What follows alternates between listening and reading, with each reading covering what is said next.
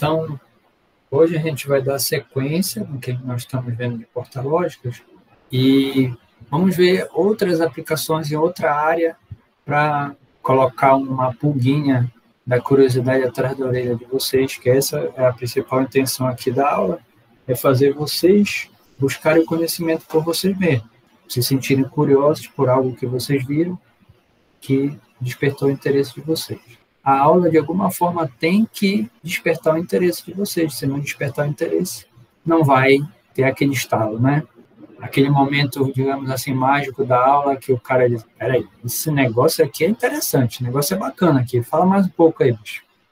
Que aí o trabalho está feito, vocês naturalmente vão querer fazer perguntas, vão querer saber mais, vão querer pesquisar. Então, vamos lá, vamos ver algumas aplicações na área de processamento digital de imagem. Nós já sabemos questões relacionadas com as imagens digitais. Vamos ver algumas coisas que a gente pode processar, coisas interessantes que a gente pode processar. Vamos tentar utilizar os bits relacionados a uma imagem e vamos aplicar isso nas portas lógicas para ver o que a gente pode fazer através delas, em termos de processamento de imagem. Vamos imaginar essa imagem aqui. Isso daqui, digamos, seja uma tela de cristal líquido monocromática. Vocês já sabem como é que é uma imagem em preto e branco. Como é que ela é formada. Os pixels não são formados por canais. É somente um pixel, digamos, aspas, como se fosse uma lampadinha que ou ela está acesa ou ela está apagada. Acabou-se. Seja como for, o que interessa é que a gente entende o que essa imagem quer dizer do ponto de vista digital, tá certo? E aí a gente vai fazer essa seguinte associação. Tudo que estiver branco implica dizer que o pixel associado ele tem um nível lógico 1. É como se fosse assim, presença de luz. E o preto vai estar associado, toda a área preta vai estar associado a nível lógico 0, que implica dizer ausência de luz, ou aspas, desligado, tá bom? Então, se eu fosse esquadrinhar isso aqui, eu veria que aqui ia estar cheio de zeros, aqui ia estar cheio de uns, enfim, e por aí vai, tá bom? Então, vamos imaginar que a gente pudesse pegar esses bits que estariam no arquivo e fosse lendo eles sequencialmente, por exemplo, de cima, da esquerda para a direita, de cima para baixo, certo? Ou seja, fosse varrendo bit a bit, ou pixel a pixel, né? Pegando o valor dele, e fosse jogando numa porta lógica do tipo NOT, e depois o que saísse da porta lógica NOT seria um novo arquivo com uma imagem. A pergunta é, como é que seria essa imagem? Seria assim, né? Tudo que é, aspa, branco ou bit 0 vai passar a ser bit 1, tudo que é preto ou bit 1 vai passar a ser bit 0. E aí, no final das contas, a tua imagem vai ficar assim. Deixa eu mostrar aqui para vocês, aqui, pegar um exemplo prático, que com certeza vocês já estão vendo e ficou muito popular nesses últimos tempos, né? A galera que é mais nova adora, né? Vocês conseguem ver aqui, na minha tela? Tá meio desfocado. Desfocado. Agora está melhor, né? Agora, professor. Agora sim. Certo? Aí, isso daqui, se eu entrar no Excel, tem uma opção aqui, ó. Que eu vou entrar bem aqui, ó. Não sei se vocês conseguem ler, mas tem uma opção que está, tipo assim, ver no tema escuro. Ó, se eu apertar, olha o que acontece. O que ele está fazendo? Ou qual é o comando, só que é a nível de software, que ele está mandando para a tela LCD do meu celular. É exatamente essa que vocês acabaram de ver. Manda para os pixels aqui inverter, ou seja, como aqui a minha tela de LCD é colorida, o que estava tudo 0000 em cada pixel, ele vai mandar ser agora 255, 255, 255, e aquilo que estava 255, 255, 255 vai passar a ser tudo 000. Então, o que está sendo feito é isso aqui, só que a nível de software, certo? Ou seja, eu controlo lá software que, em última instância, manda o comando para o hardware, tá bom? Então, aqui eu só estou dando uma explicação que eu já mostrei, né? Então, uma imagem colorida, a gente sabe que cada pixel é formado por 3 canais, né? Que vai variar de 0 a 255, se eu estiver usando 8 bits, né, por canal. O que o NOT iria fazer? NOT de cada RBG, de cada canal, de A, seria feito dessa forma, né? Se o A for 0, vai passar a ser 255, se for 255, vai passar a ser 0. Essa seria a conta que o software faria. E só mandaria para o hardware dizer, olha, atualiza agora essa informação. Então, a mesma coisa aqui, ó. Eu tenho uma imagem em escala de cinza. Se eu passar pixel a pixel pelo Notch, eu vou ter uma imagem assim, ó. Isso é muito utilizado nas imagens, por exemplo, astronômicas, porque muitas vezes eu quero evidenciar algumas coisas, e aí você tem, por exemplo, um fundo escuro, não evidencia bem algumas coisas que evidenciaria se eu tivesse um fundo claro. Vamos lá agora para essa aqui, mesma imagem monocromática, a gente já sabe que onde tem branco equivale a bit 1 e preto, bit 0, e vou utilizar essa máscara aqui, aplicar numa end. Que imagem seria gerada aí? Como é que eu defino uma operação ou uma porta lógica do tipo end?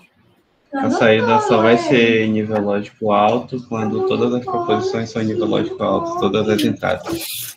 No nosso caso aqui específico, nível lógico alto implica dizer branco, e o preto implica dizer 0. O que vai aparecer? Fazendo isso pixel a pixel, ou seja, como se eu pegasse as duas e botasse uma em cima da outra, e pegasse pixel a pixel e fizesse o end. Qual é a imagem que vai aparecer? Pode pensar assim, né? O que daria se eu fizesse isso aqui, ó?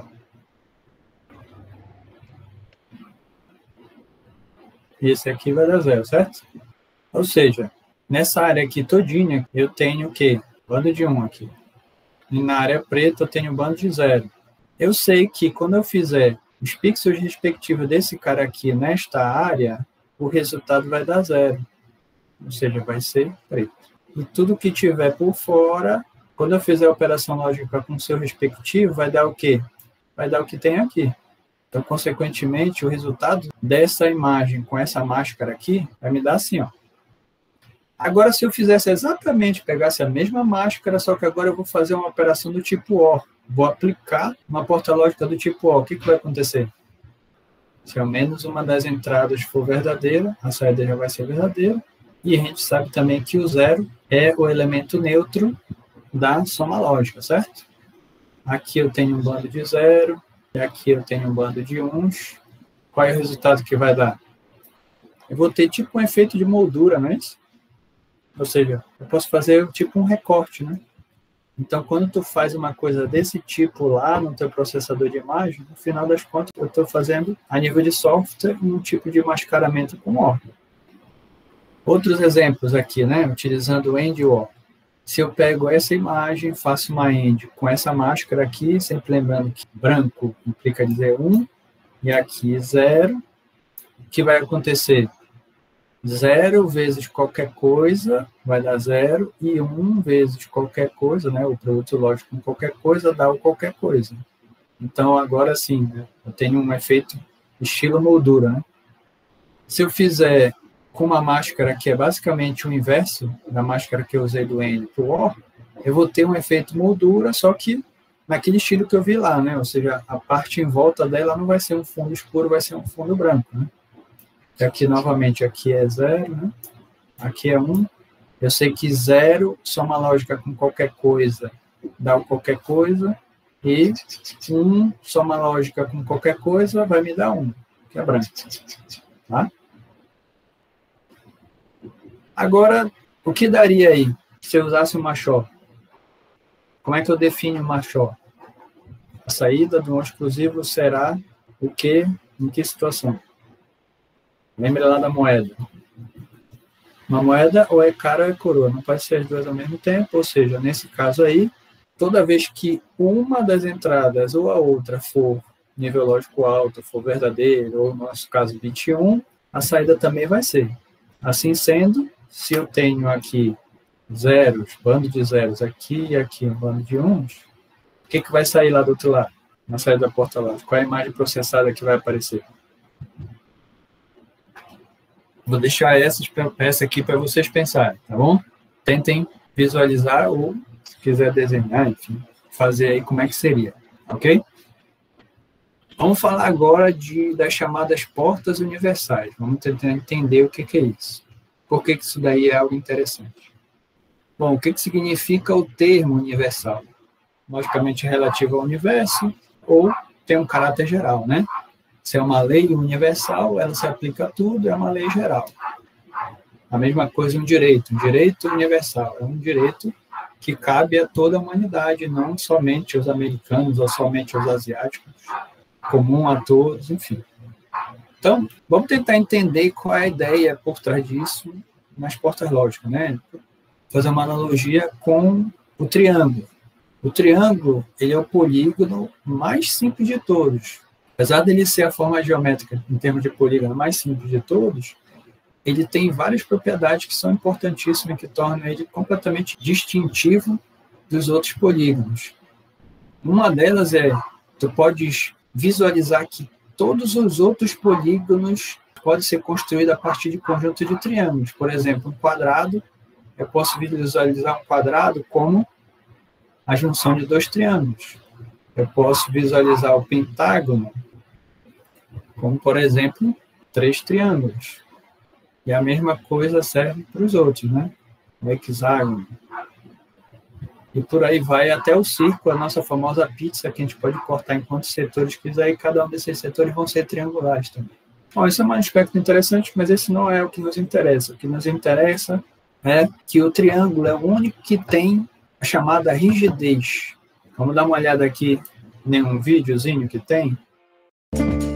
Olhar para essas construções é enxergar em suas estruturas figuras geométricas bem conhecidas, o que nos leva obrigatoriamente a pensar também nos cálculos matemáticos necessários para que elas se mantenham em pé. Por ser o polígono com menor número de lados, muita gente considera o triângulo uma figura geométrica muito simples. Se olharmos apenas do ponto de vista do número de lados, o triângulo é mesmo um polígono muito simples. Mas por trás dessa simplicidade está uma das estruturas mais importantes da geometria. Triângulos são polígonos rígidos. Esta propriedade pode ser observada a partir de uma experiência simples que pode ser feita em sala de aula. Considere 4 varetas articuladas pelas extremidades e monte com elas um quadrilátero. Esse quadrilátero articulado não fica estável e pode assumir formas distintas mesmo que a medida dos lados não se altere. Já com 3 varetas, a única forma possível é o triângulo, que não altera sua forma, somente a posição. E é exatamente pela rigidez de sua estrutura que o triângulo tem inúmeras aplicações. Sempre que se necessita de uma estrutura rígida, o triângulo é uma alternativa viável. A estrutura triangular é empregada em construção de objetos do cotidiano, dos mais simples aos mais complexos, em móveis e utensílios e até em construções de grande porte. Bastam 3 pontos para determinar um plano. Esse fato é conhecido desde a antiguidade e é largamente utilizado nos tempos atuais. Há milhares de anos que os povos conhecem experimentalmente esta propriedade. Ela foi observada por nossos antepassados. Com ela, construíram pontes e telhados firmes para que não desabassem no primeiro golpe de vento. Aprendemos com nossos antepassados e continuamos recorrendo a esse princípio na construção de aparatos de apoio. É por isso que triangulamos estruturas como portões e paredes. Então, todo mundo já viu isso na prática, essa ideia da rigidez do triângulo. Você pode ver triângulos até nessa ponte aqui, né? Se você pensar que o triângulo está na parte de baixo e não na parte de cima, né? Como as pontes pencil, né? Pensando na universalidade do triângulo, ou seja, a partir dele eu posso formar qualquer outra forma geométrica, há alguma porta lógica a partir da qual é possível gerar as outras operações básicas? E a resposta é sim, tem 2, na verdade. A operação lógica do tipo NAND e NOR e a sua porta lógica associada, elas são universais. A partir do arranjo da configuração somente de portas NAND ou NOR, eu posso implementar toda e qualquer operação lógica. Vamos dar uma olhada aqui. A gente vai tentar visualizar padrões ocultos nas tabelas verdade, das que não nos interessam, e mais as leis de De Morgan. Isso daqui é a nossa NOR, e esse aqui é a nossa NAND. Então vamos dar uma olhada aqui, a universalidade da NAND. Então digamos que eu só tenho portas lógicas do tipo NAND. Gostaria de implementar ou fazer um bloquinho que funcionasse como uma NOT. Vamos ver como é que é possível isso. Primeira coisa, uma NAND, se eu pegar a NAND mais básica de todas, ela vai ter no mínimo 2 entradas, certo? E a NOT, ela é unária, ela só tem uma entrada. Então, como é que eu faço isso? Vamos dar uma olhada aqui, ó. Isso daqui é a tabela verdade da NAND, ou seja, o contraditório do AND. O AND é A saída é verdadeira toda vez que todas as entradas forem verdadeiras. O contraditório disso é: a saída vai ser falsa toda vez que todas as entradas sejam verdadeiras. E essa aqui é a tabela do NOT. Se a gente olhar com mais calma isto aqui, a gente consegue perceber que esta tabela aqui é um subconjunto dessa tabela aqui. Ela está contida aqui dentro. Eu só preciso saber o que eu preciso fazer para que isto aqui funcione como isso aqui. Vamos dar uma olhada aqui. Se, por exemplo, as duas entradas forem iguais, que seria o quê? Este caso aqui e este caso aqui, eu consigo ver que o que vai acontecer é que, se as entradas forem ambas zero, a saída vai ser verdadeira ou contraditório delas. Se as entradas forem ambas 1, a saída vai ser zero ou contraditório delas. Então, o que eu preciso fazer com uma NAND de duas entradas para que ela funcione como uma NOT? Vou curto-circuitar as duas entradas. Assim, eu vou assegurar que qualquer nível lógico que eu aplique aqui vai ser exatamente o mesmo para ambas, sempre. E como é que a gente vê isso do ponto de vista booleano? Ora, se ambas tiverem o mesmo valor, eu posso chamar ambas de A, né? Então, seria o quê? O contraditório do produto lógico de duas coisas que são iguais. Qual é o produto lógico de A com A? Lei da idempotência. A, produto lógico com A, vai dar A. Então, eu vou ter, no final das contas, o contraditório de A. Então, para que uma NAND funcione como uma NOT, basta eu curto-circuitar as duas entradas, ou quantas entradas ela tiver, pouco importa. Agora, vamos ver, eu tendo uma NAND, como é que eu posso implementar ou fazer ela funcionar como uma AND. Tem numa caixinha preta, que funciona como uma AND, só que aqui dentro só pode ter NANDs, dado que eu tenho, por exemplo, duas entradas aqui. O que teria aqui dentro? Assim, ó, tenho uma NAND, uso uma outra AND, fazendo às vezes de uma NOT, vai me dar, no frigir dos ovos, isto aqui, em conjunto, vai funcionar como uma AND. Professor, nesse caso, assim, de o cara usar, tipo, duas portas, não gastaria mais energia ou não geraria algum tipo de atraso por a gente estar usando duas portas ao invés de, tipo, só uma AND? A gente não está entrando nesse ponto ainda, certo? Tem essas questões aí, mas agora não está no foco do nosso radar. A gente só está querendo entender o fato de eu ter portas universais permite que eu tenha uma alta flexibilidade na implementação do meu projeto. Se não tivesse isso, eu diria assim, eu preciso de uma porta AND, vai comprar. Agora não, eu tendo portas universais, eu digo, não, eu quero uma porta AND, pô, não tenho, mas eu tenho portas NAND, então eu posso implementar uma porta AND através de um conjunto de portas NAND. Essa é a questão que está sendo posta aqui. Outras questões que está levantando aí, mais lá na frente nós vamos falar, porque vai ter um momento que a gente vai falar de questões de ordem prática. A teoria é muito linda, eu consegui desenvolver o meu projeto de maneira linda, ele está perfeito, achei lindo ele está funcionando do jeito que eu quero, mas se tu fosse implementar na prática, tu ia ter algumas restrições que vai ter que fazer com que tu olhe com mais carinho certas situações lá. Então, cena dos próximos capítulos aí. Agora, um pouquinho mais desafiador, né? Que eu tenho a NAND, eu tenho várias NANDs e gostaria de fazer um arranjo com NANDs para funcionar como se fosse uma O, em conjunto funcionar como uma O. Aí aqui é um pouquinho mais elaborado para a gente visualizar o que a gente precisa fazer em termos de NAND para se chegar numa O. Bom, o ponto de partida vai ser aqui, ó, a lei de De Morgan. Eu sei que o contraditório do produto lógico dá exatamente o mesmo valor, é equivalente à soma lógica dos contraditórios, tá bom? E eu sei também que o contraditório do contraditório vai me dar o original. Vamos utilizar essas duas coisas aqui, tá bom? Vamos lá, tipo, a gente pegou uma NAND aqui. E a gente sabe que a saída da NAND vai ser o quê? X é dada por isso aqui, tá certo? Só que a lei de De Morgan me diz que isto aqui é exatamente igual a isto aqui. Por isso que eu estou botando aqui x é igual à soma dos contraditórios, beleza? Então, olha só, o que esta equivalência aqui está me dizendo? Se isso aqui é verdadeiro, a única coisa que eu preciso fazer não é aplicar variável A e variável B nas entradas, mas sim o contraditório delas. Eu teria A contraditório, contraditório, e B contraditório, contraditório. Não é isso? Porque o que está me dizendo aqui é, faz a soma lógica dos contraditórios do que estiver na entrada, que indica a variável A e a variável B. Se eu jogar na entrada o contraditório do valor, pela involução, eu chego nisso aqui. Então, o que eu preciso fazer? O que arranjo eu preciso fazer?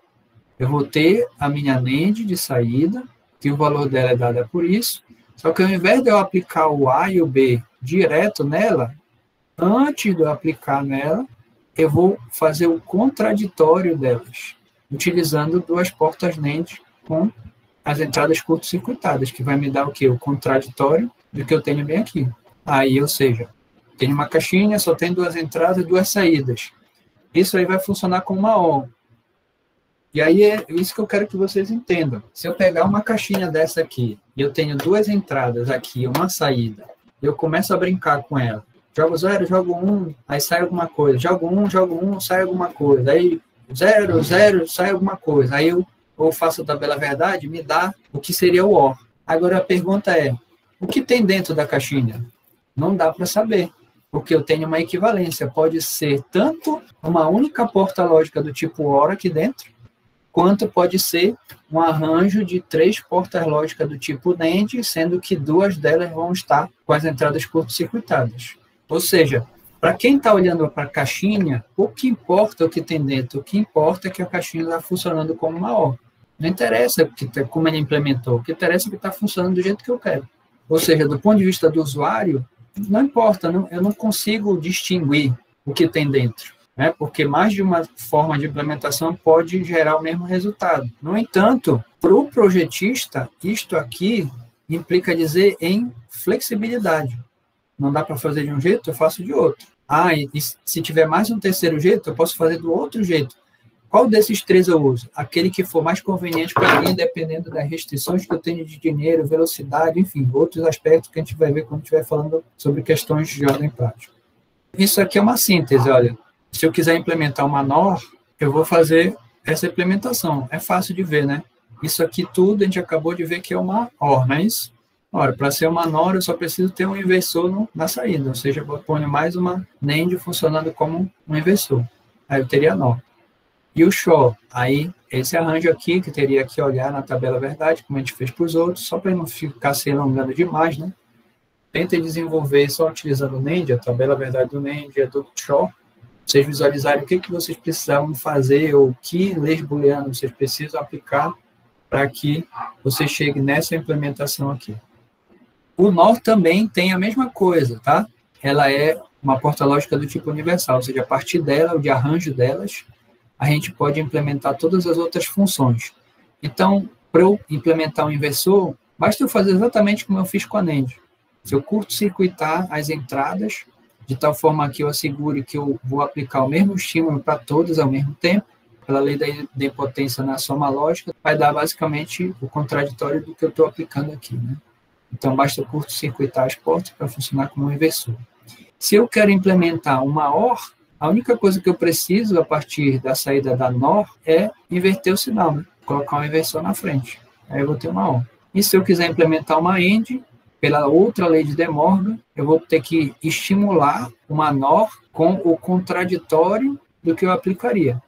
Aí, pela lei de De Morgan, teria isso aqui, né? Não sei se vocês conseguem ver bem, mas o contraditório da soma lógica, que é o que está dando aqui, vai ser equivalente ao produto lógico dos contraditórios, né? Só que, se eu fizer o contraditório do contraditório, vai me dar somente o produto lógico, que é a NAND. E, da mesma forma, tem outros arranjos de NOR que eu posso implementar o SHOR, XNOR, e por aí vai. Implementação do NAND, utilizando NOR, implementação do SHOR, utilizando NOR, implementação do XNOR, utilizando somente portas do tipo NOR. Bom, resumindo, né? A gente pode implementar uma operação NOT. De que forma? Assim, uma porta lógica, logicamente, do tipo NOT, ou assim, ou assim. Eu posso implementar uma operação do tipo AND, assim, assim, ou assim. E eu posso implementar uma operação do tipo OR dessas 3 maneiras. Ou seja, são equivalentes, no mesmo resultado. Vamos agora para outra questão.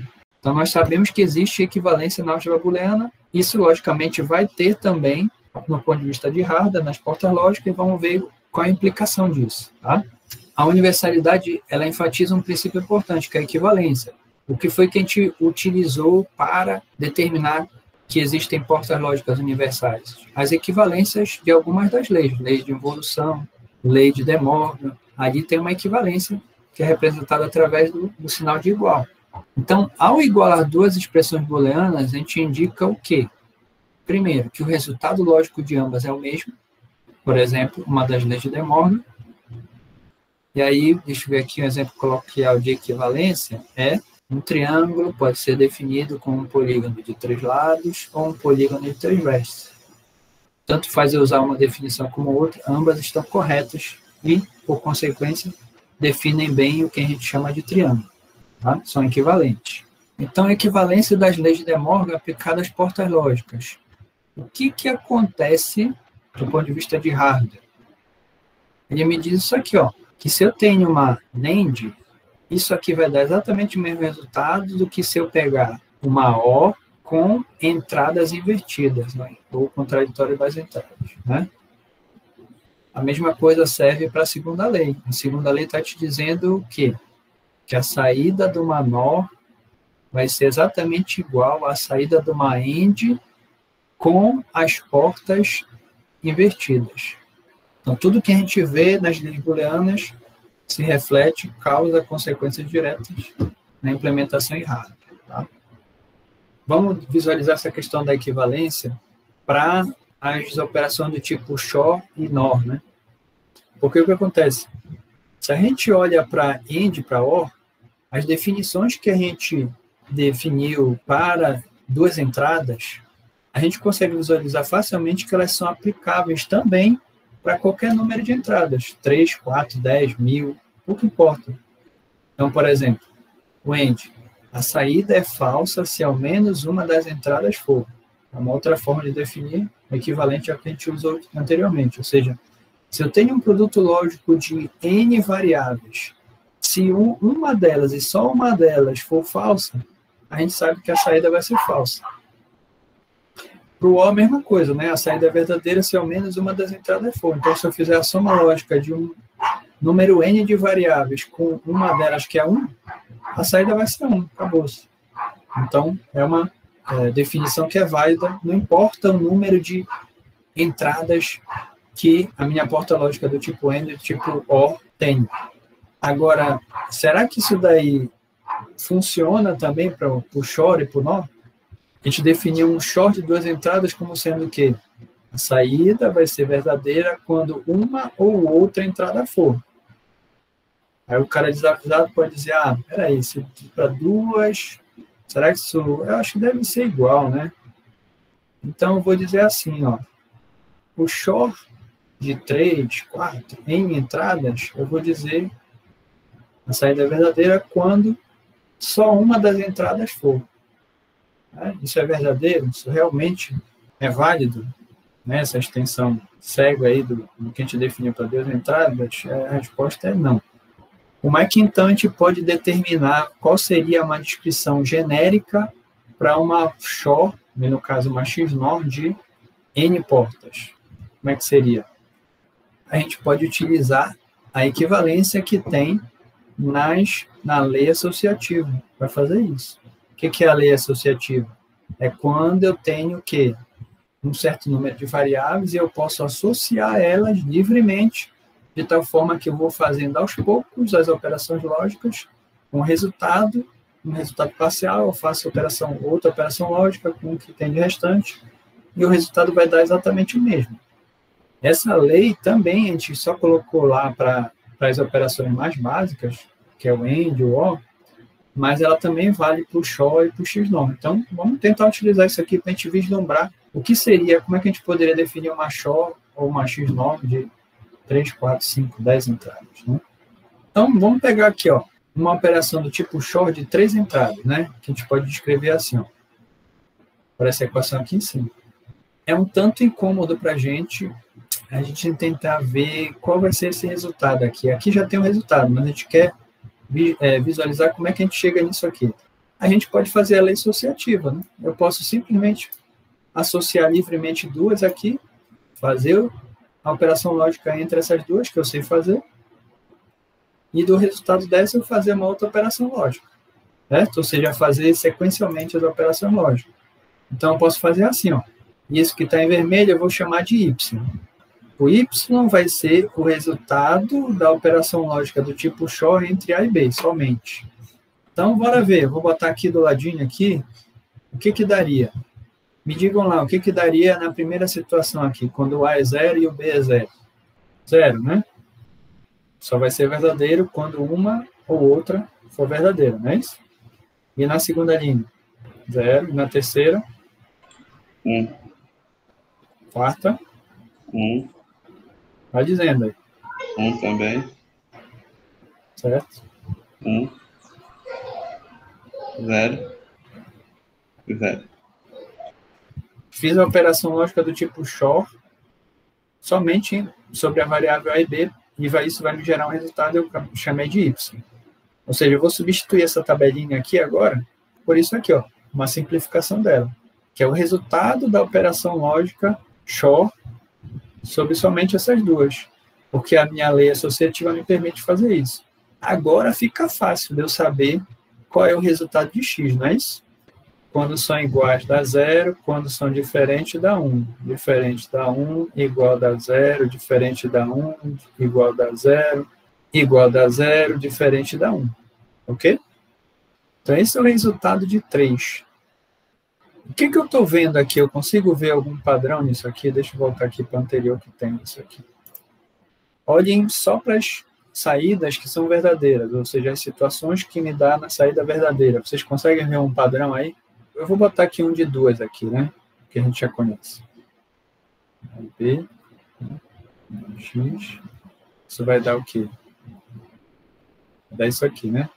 Se eu comparar essas duas tabelas para duas variáveis para 3, e se eu tivesse, por exemplo, 1 para 4, vocês iriam ver o seguinte.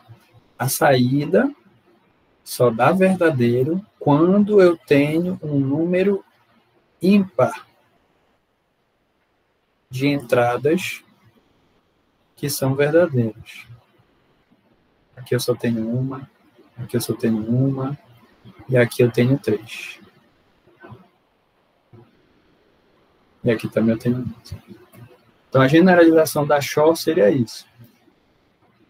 Uma XOR de N entradas vai ser verdadeira a saída toda vez que houver um número ímpar de entradas que sejam verdadeiras.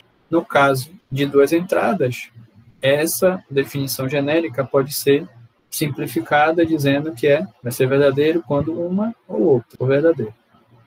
Para XOR, é a mesma história. Está aqui a minha tabela do XOR, aqui já tem um resultado. Como é que eu posso descobrir que isso aqui está certo? De novo, eu posso fazer a lei associativa. Eu posso fazer o XNOR, melhor dizendo, somente de duas. Do resultado dessas duas, eu faço com outro. Aí, se tivesse mais uma, eu ia fazer a mesma coisa. Vou pegando 2 a 2, resultado, faço com a próxima. Desse próximo resultado, faço com a próxima. Do próximo resultado, faço com a próxima. E assim vai. Indo de 2 em 2. Tá?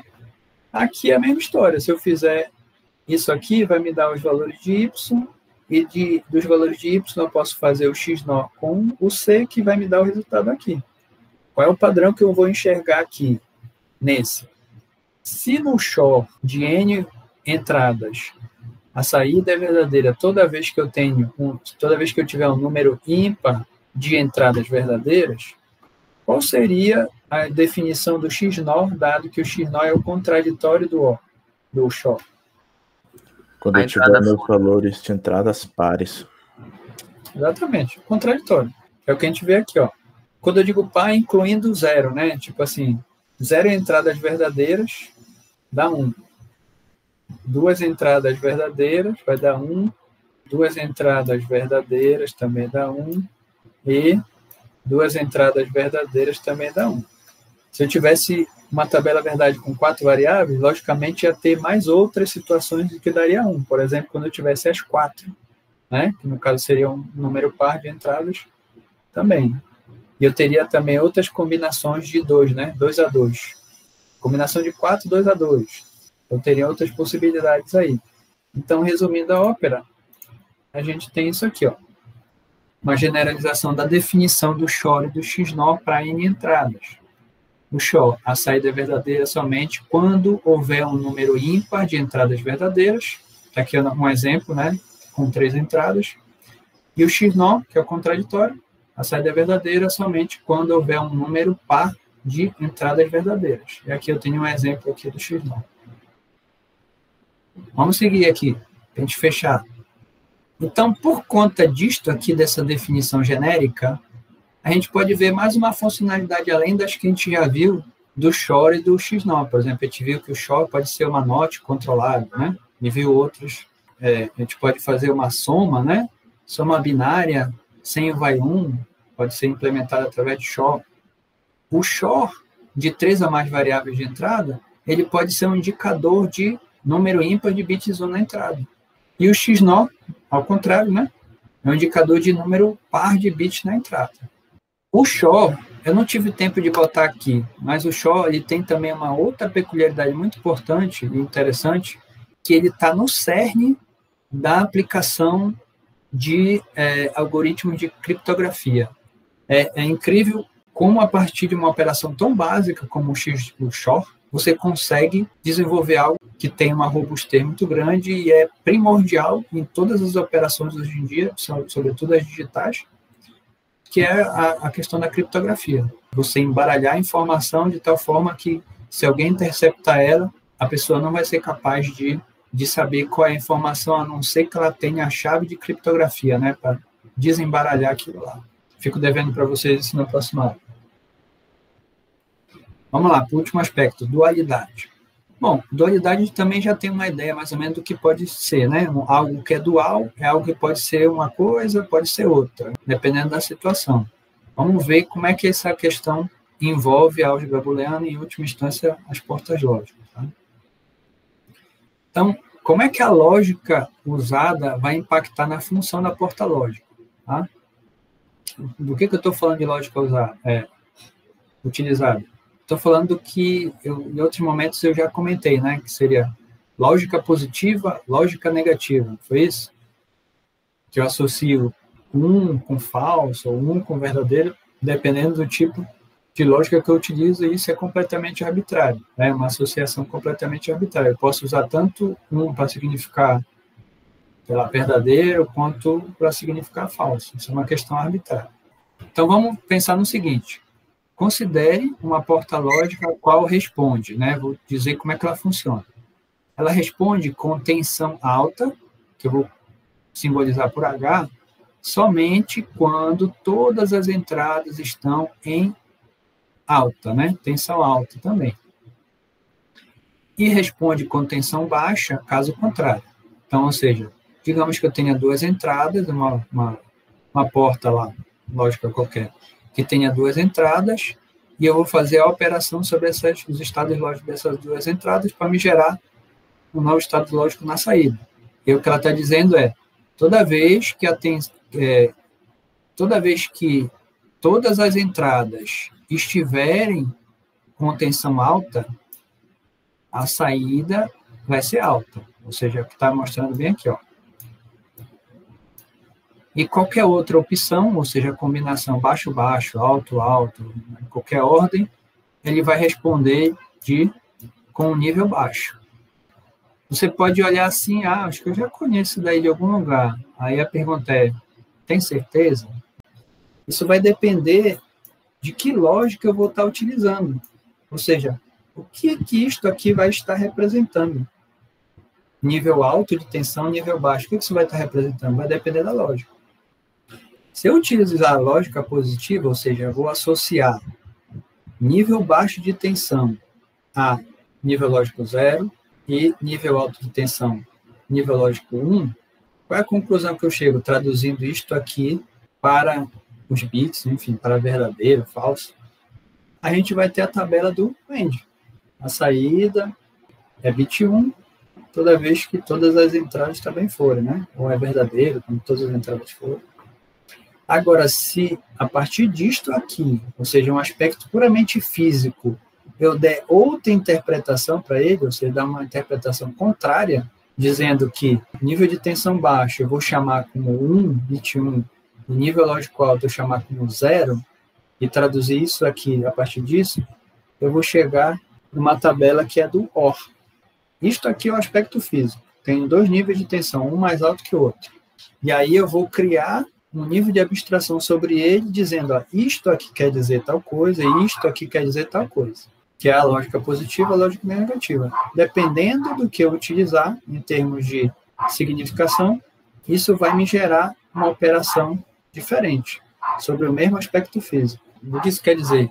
Uma porta lógica pode desempenhar funções diferentes dependendo da convenção usada para representar os bits a nível físico. Se vocês olharem aqui, a partir disso aqui, a gente consegue saber ou vislumbrar que o AND é o aspecto dual do OR e vice-versa, né? Então, para a gente finalizar aqui, como usar na prática as portas lógicas na síntese de hardware? Isso vai ser feito através do que a gente chama de circuitos integrados. Circuitos integrados, ou chips, e aí, nos chips desenvolvidos pelos fabricantes, eu vou ter vários modelos, e esses modelos vão estar disponibilizando os tipos de porta lógica que eu preciso. Para AND, para OR, para NOR, XNOR, e por aí vai. Tem várias tecnologias de fabricação dos CIs que têm a ver com o tipo de chaves eletrônicas que são implementadas para criar as portas lógicas. Então, as 2 mais famosas são chamadas TTL, que tem a ver com um tipo de transistor, um tipo de chave eletrônica, e o CMOS, que tem a ver com outro tipo de transistor, outro tipo de chave eletrônica. Em ambas as famílias, tu tem chips que fazem a mesma coisa, só que tendo tecnologia diferente, eles vão ter, por exemplo, valores relacionados aos níveis lógicos diferentes e outras características elétricas lá, que não vem ao caso agora. Independente da tecnologia, todos têm CIs que implementam as mesmas funções lógicas, como eu acabei de falar. Isso aqui é um desenho esquemático de chips que tem 14 pinos da família 7400, que é a família TTL.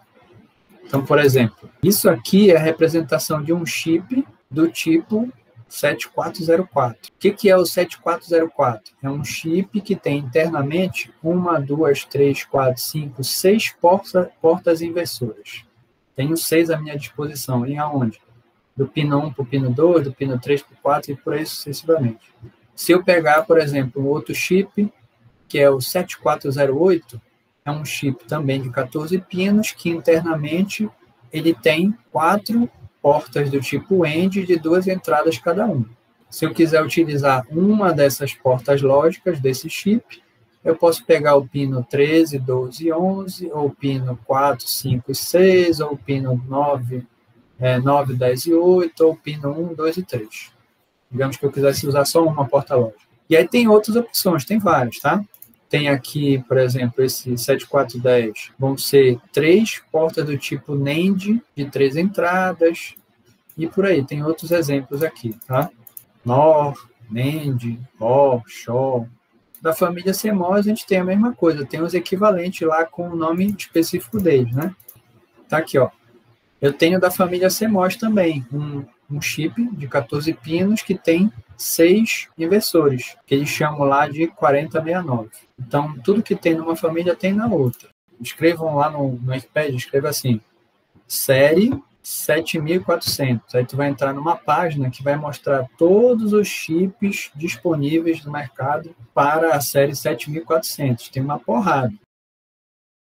Apesar disso, o que está disponível não abarca todas as possibilidades de circuito, em especial as portas lógicas, já que o tamanho dos CIs é limitado. Você não tem uma placa de chip, ela não pode ser de qualquer tamanho. Se vocês pegassem um chip desse tamanho aqui, você ia dizer, pô, isso aqui não tem condições de eu fazer um circuito com um negócio desse tamanho, né? Parece mais barato. Não dá. Ele tem que ter um tamanho adequado para eu ter um mínimo de miniaturização no meu circuito. Então, o tamanho é limitado. Consequentemente, a placa onde eu vou fazer os circuitos impressos também é limitada. Isso implica dizer que, no final das contas, eu não posso implementar tudo que eu quiser. Eu vou ter restrições. E aí, tendo restrições, a gente vai ter que escolher alguns. Num primeiro momento, pode dizer, eu não vou poder fazer qualquer circuito ou implementar qualquer expressão lógica, dado que, sei lá, não vai ter um chip de portas lógicas do tipo AND de 5 entradas, né? Não vai ter, só vai ter de 2, só vai ter de 3. E também de 7 não vai ter? Então, como é que eu faço? A gente tem uma questão de ordem prática, né? Os tamanhos dos chips são limitados, restringindo o número de pinos disponíveis para implementar a lógica desejada. Ou seja, um encapsulamento de 14 pinos, que é um padrão, 2 deles vão ser para alimentação, que é necessário para o chip funcionar, e o resto é para lógica. Ah, mas eu preciso de 14 pinos, o problema é teu. Utiliza da melhor maneira os 12 pinos aí. É lógico que tem outros chips com mais pinos, certo? Mas os modelos disponíveis também são limitados. Tem de 14 pinos, tem de 18, tem de 32, mas não passa de, sei lá, de 10 opções lá. Continua tendo restrições com o número de pinos que tu pode usar e o que tu pode fazer no final das contas, implementar. Tenho, por exemplo, implementações com 14 pinos. Eu posso fazer, por exemplo, uma NAND de 8 entradas. Dos 12, eu vou pegar 8 para ser as entradas da minha porta lógica, eu vou ter que usar mais 9 para a minha saída, 2 de alimentação, 11, vai sobrar uns 3 lá que, enfim, a gente pode tentar fazer alguma outra coisa aqui, mas não mais do que isso. Eu não poderia implementar uma segunda porta lógica NAND de 8 entradas dentro de um chip que só tem 14 pinos. Então, que outras possibilidades de implementação de portas NAND seria possível com 12 pinos? A gente poderia pensar aqui, né? Fazer 4 de 2 entradas, posso fazer 2 de 4 entradas, posso fazer uma de 8. O que pode nos salvar isso aqui, de tal forma que eu não tenha restrição nenhuma na implementação, da mesma forma que não tenho restrição nenhuma na álgebra booleana? A equivalência está aí para nos ajudar. Digamos que eu queira fazer isto aqui, ó. Isso aqui é o quê? É uma shor, né? Implica dizer... Mas a gente não acabou de ver que a gente pode fazer isso aqui?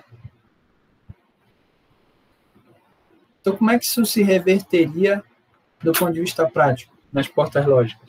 Imagina que eu tenho CIs, somente CIs de portas lógicas do tipo shor, mais de 2 entradas, mas eu quero fazer uma implementação de uma shor de 3 entradas. Como é que eu faço? Como é que eu implemento só isso aqui, ó?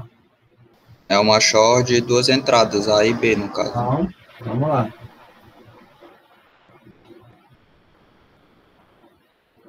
A e B, certo? Vou chamar isso aqui vai dar um resultado lógico, certo? Vou chamar isso aqui de Y. A saída dessa porta lógica do tipo shor é o Y, ok? E agora, o que está faltando para eu implementar essa expressão por inteiro? Outra shor, sendo uma das entradas do resultado dessa primeira. Ou seja, eu pegaria uma outra shor, sei lá, que eu vou chamar aqui de X. Uma das entradas dessa shor vai ser a saída da anterior e a outra vai ser a C. O princípio ou a lei associativa da álgebra booleana se reverte em cascateamento de portas lógicas a nível de hardware. Ou seja, através do cascateamento de portas lógicas, eu consigo implementar na prática o que a lei associativa me diz. Algo que é assim, né, na prática, ou seja, o que eu gostaria, pode ser implementado na prática assim. E a mesma coisa vocês podem pensar para outras, né? Desta forma, ou seja, a partir dessa ideia da equivalência e como ela pode ser vista na prática, os fabricantes não vão precisar criar uma enormidade de CIs, ou seja, um número infinito de CIs. O cara chegar lá na porta, olha, eu tenho portas lógicas, chips com porta lógica de 2, 3, 4, 5, 6, 7, 12 entradas. Aí o cara bate, eu quero uma de 13. Ah, mas eu não tenho. Faz aí, cara. Aí o cara vai e faz. Ah, aí depois bate outro, olha, eu queria uma com 7, pô, não tem aqui. Aí ele vai e faz outra. Não dá, é um saco sem fundo. Mas através da equivalência, a gente pode pegar o que está disponibilizado pelos fabricantes, que é um número finito, que eles padronizaram lá, mediante restrições lá que não vem ao caso, e fazer combinações com isso daí, utilizando o princípio da associativa. Ou, se tu quiser falar a nível de hardware, cascateando. Se eu cascatear as coisas, eu posso criar coisas cada vez mais complicadas ou aumentar a capacidade do meu sistema. E isso é um aspecto importante da eletrônica digital. Eu consigo criar sistemas cada vez mais complicados somente cascateando o que eu já tenho. eu tenho um cara que trabalha com 4 bits, mas eu gostaria de ter um sistema que trabalha com 8. Beleza, então eu vou cascatear 2 de 4 bits para formar um de 8, e assim vai. Vou criando um sistema cada vez mais hierárquico, que é muito fácil, muito mais simples de implementar do que se eu quisesse criar do zero uma coisa que trabalhasse com 8 bits. É muito mais fácil de eu fazer atualizações de hardware utilizando esse princípio a nível de hardware de hierarquia e modularização, né? Ou seja, cascatear coisas que já existem, que eu começar do zero. Isso vem, em outras palavras, do aspecto associativo da lei booleana.